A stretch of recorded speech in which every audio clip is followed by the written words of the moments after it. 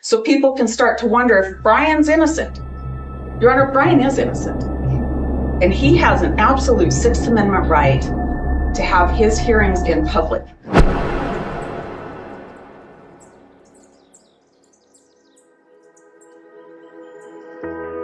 Remember when you said it doesn't get better than this?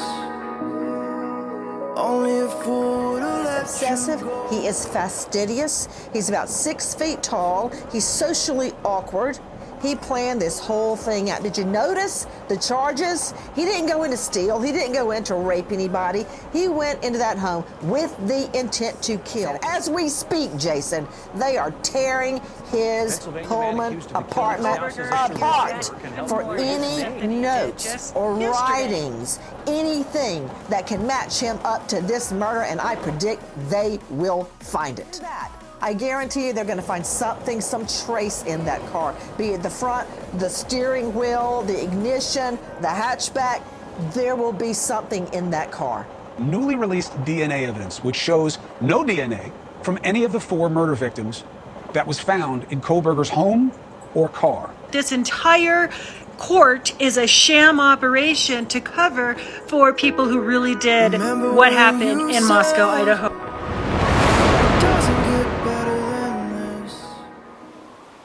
We sealed the records in this case, and we asked the judge to seal the records because we thought there were other suspects, and lo and behold, what do we learn now? That there are not 1 but 2 unidentified male specimens that arguably are at the scene. The real killers are still out there.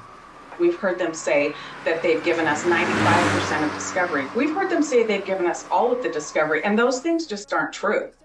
They're just not true. You can see from the list of things we don't have, there's no way we have 95% of it. I started to wonder, why is Bill Thompson hiding evidence from the defense? If they were certain that Bryan is a suspect for these crimes, they would have already handed over the evidence. If there's nothing to hide, why are they not cooperating with the process? Instead, there has been a lengthy battle with the prosecution for evidence that has been altered. According to Ann Taylor, they have received portions of the video and long sections of the audio that have been withheld. This is a bit peculiar. Why would there not be audio on some of it, but there's audio on the main parts that the state is presenting? Really don't know. Is something being cut out and removed? Completely missing. Isn't the first TUI process, and the court is aware. We've been pursuing TUI process for all types of information for months. So the characterization that we are just consciously withholding information to frustrate the defense is utter nonsense. That is not true. We will provide everything we can that is providable under the rules. Your Honor, I want to respond to that, and I can give you particular examples of things, and it's already been ordered to be given to us, the CAST report, which was a draft that we were promised to have by March 31st. It's May 2nd. We don't have it. So for the prosecutor to stand up and say that I'm misrepresenting things, he's misrepresenting things. And destroyed. Let's take you out there live to King Road in Moscow, Idaho, where the sun has not yet come up yet, but the demolition, if my watch is correct, beginning more than 15 minutes early.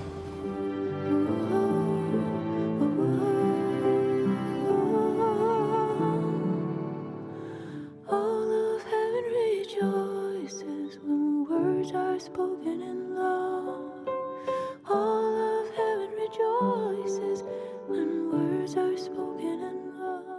The probable cause affidavit was written by a novice police officer named Brett Payne. This document was relied upon to arrest Bryan Kohberger and substantiate the case against him. Now, Bill Thompson states that the affidavit of probable cause is irrelevant at this stage. Why isn't he relying on the probable cause affidavit now? It's absurd to think that Bryan doesn't have the right to challenge the probable cause affidavit, as it was used to procure warrants for his arrest.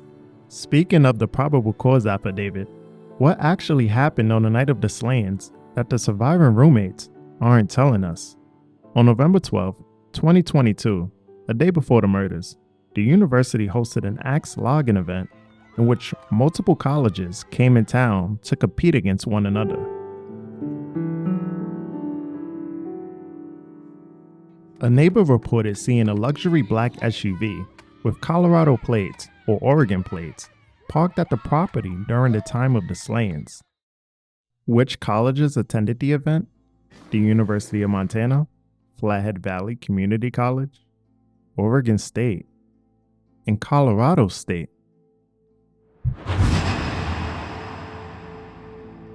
Details now on the investigation into the murders of 4 University of Idaho students in Moscow. A crashed white Hyundai Elantra was found in Eugene, Oregon. Claims of the car being connected to the murders that happened in Moscow over a month ago started appearing online. These are photos of the car in Oregon. Eugene police responded to a call of a person sleeping in the car last Saturday night. They say there's no reason to believe the Elantra is connected to the Moscow murders, but they did send details about the car to Moscow police. Idaho State Police confirmed to KTPB that the car found wrecked in Eugene belongs to a person in Colorado. The car found wrecked in Eugene belongs to a person in Colorado. Moscow police say they are aware of the Elantra in Eugene and are working with the jurisdiction there in Oregon to see if it's related to the murder case.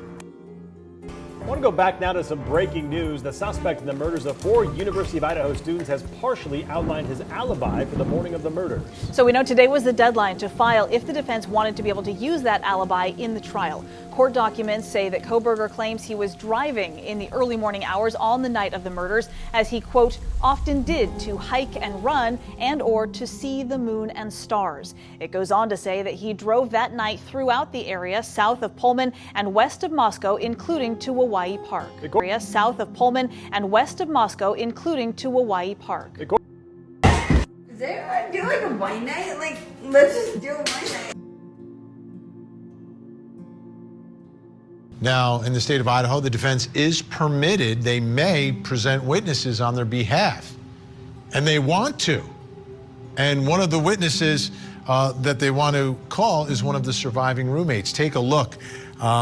This was a motion. Bryan, the killer, the accused killer, by and through his attorney, Ann C. Taylor, public defender, moves this court for a certificate to assist in securing the attendance of Bethany Funke as a witness on behalf of the defendant in this case. During the course of my investigation, it became known to me that Bethany Funke has information material to the charges against the accused killer. Portions of the information Ms. Funke has is exculpatory to the defendant. Ms. Funke's information is unique to her experiences and cannot be provided by another witness. Right after it was revealed that the prosecution is hiding evidence, a former roommate and friend of Maddie's spoke to the news. This was put into play in order to refreshen the narrative to the public that Kohberger is guilty. Idaho college murder case, we're now hearing from a former roommate who once lived at the house where the killings took place. Kana Whitworth is here in the studio with us and has more. Good morning to you, Kana. Robin, good morning. So Ashlyn Couch moved out of that house on King Road months before her friends were murdered. And this morning, she shares the memories, both happy and haunting, including the moment she got that vandal alert that changed everything. I mean, I couldn't even walk to my car in the dark for months after, it happened. Fear lingering with Ashlyn Couch after her friends were stabbed to death in their off-campus home in Moscow, Idaho, a home where she too once lived. It crosses my mind more that could have happened while I was there. And, you never know, how long someone is watching your house. The 6th bedroom on King Road was hers, and now this morning, she's speaking out for the first time on camera since Kaylee Gonzalez, Madison Mogan, Xana Kernodle, and her boyfriend Ethan Chapin were murdered in November of 2022. Ashlyn initially signed the lease to live in the popular off-campus home, telling our station KXLY that she moved out in May of 2022 after graduating the semester before. But she stayed close with the girls, especially Maddie, sharing the last message she sent to her after getting an alert from the University of Idaho that there had been a suspected homicide. I texted our group of friends and I just had said, has anyone heard from Maddie? And I remember my last text message to her was are you okay? And I feel like right then and there I kind of just knew that something was wrong. The man charged with the murders? Bryan Kohberger, a judge entering a not guilty plea on his behalf as his defense team says he was out driving that cold November night, as he often did, to hike or stargaze. But prosecutors allegedly linking Kohberger to the heinous crimes through DNA left on the button strap of a knife sheath found underneath Maddie. You wish that you could just say goodbye, and that's one thing that I just wish that I could do at least one more time, is like, you know, just give her one last hug just to be able to say goodbye. In reality, due to the circumstantial evidence surrounding this case, the prosecution is currently shaking in their boots because they are realizing Kohberger isn't their guy. Most county prosecutors go their whole careers without making international headlines. Not Bill Thompson. Idaho is a state with the death penalty. Bill Thompson has decided to not seek the death penalty many times throughout his career. In 1997, Thompson didn't seek the death penalty against a University of Idaho student charged with first-degree murder. In 2005, Thompson reduced a charge of first-degree murder to second-degree murder in exchange for guilty pleas to second-degree murder. 4 years later, Thompson filed a notice of intent saying he would not seek the death penalty. It's widely reported that public defender Ann Taylor overturned a murder conviction, but Thompson told the Moscow Pullman Daily News that Latah County is the only prosecutor's office in Idaho that has successfully tried a homicide case without a body. Despite the limited evidence against Kohberger, Bill Thompson is pursuing the death penalty for the first time in his career. They're trying to cover their tracks and sweep this under the rug. Remember when you said... We have some breaking news on this Thursday evening out of the Bryan Kohberger case in Idaho. A Latah County judge has extended the gag order in the case of the 4 murdered University of Idaho students. This new gag order goes even further than the one initially issued after Kohberger's arrest. According to new court documents, the attorney who is representing the family of Kaylee Goncalves claims the surviving family are allowed to speak to the public about the case under the First Amendment. Because the Goncalves family and their attorneys are not involved parties in the murder case specifically, their attorney is now arguing they should be allowed to speak publicly about the case.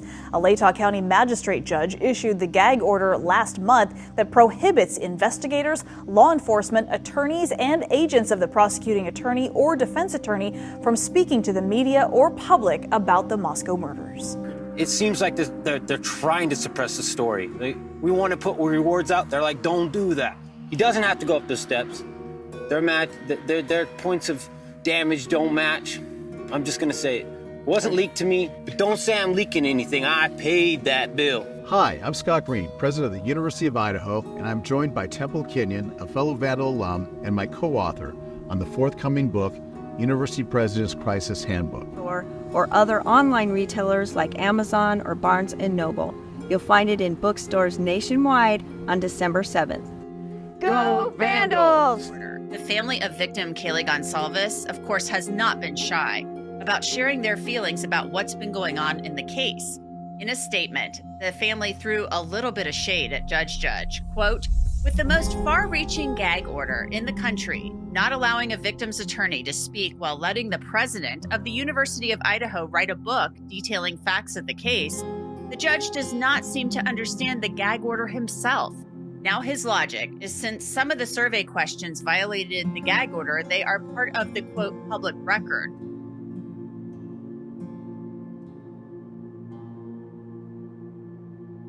A new angle to the story you saw first from 4 News Now today. Public records from Latah County show a connection to the King Road house we never knew about until today. The president of UNI has a family connection to it. In fact, his family used to own it.